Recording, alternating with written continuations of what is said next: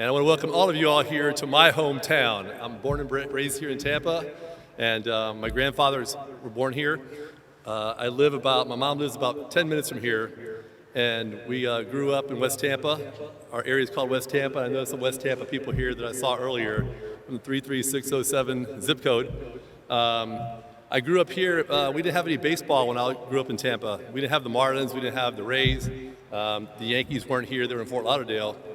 We had the Cincinnati Reds here. So I remember when I was 12 years old, my dad would take us out of school, my two brothers and I, and come to a spring training game every year, 1 or 2 games.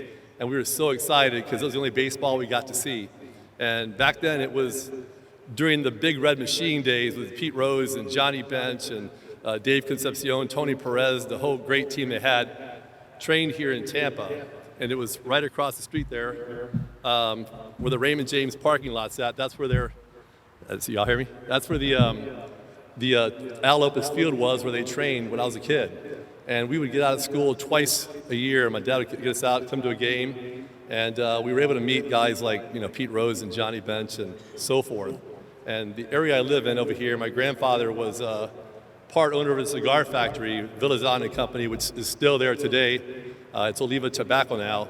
And my brothers and I worked in the cigar factory as kids in the summertime and whatnot.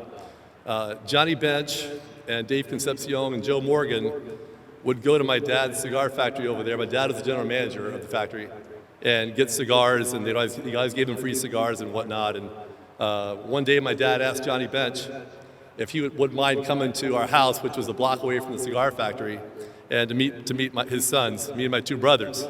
So sure enough, my dad called us. We were home, and he says, "Hey, can you guys come out in the front yard real quick?" And Johnny Bench, of course, came over and said hello to us and took pictures with us. And of course, we were so thrilled because it was the closest we've gotten to real baseball back then. And then fast forward 10 years later, 12 years later, I make the big leagues. It's 1990. I get called up with the Seattle Mariners. And, now I'm in the big leagues, I'm getting fan mail. I got fan mail, It's kind of cool. So I kind of looked at my fan mail one day, and I got a card, like a Hallmark card, that, it said Johnny Bench on it. And I opened the card in Seattle, and my dad had passed away years earlier before I made the big leagues. And Johnny Bench sent me a card saying, "Congratulations, your dad will be proud of you." And I thought that was the most awesome thing ever, and I saved the card. So I told myself, gosh, if I ever made the big leagues and had success, I want to treat kids like that too and give them a memory that they will never forget. And I know that spring training memories that I had here growing up in Tampa, we've given them to a lot of kids. The players nowadays have so many kids out there that have the same type of story that I have. So spring training to me is just the best time of year. Football's over, and it's time to turn the page and get to baseball, and I'm very excited about that.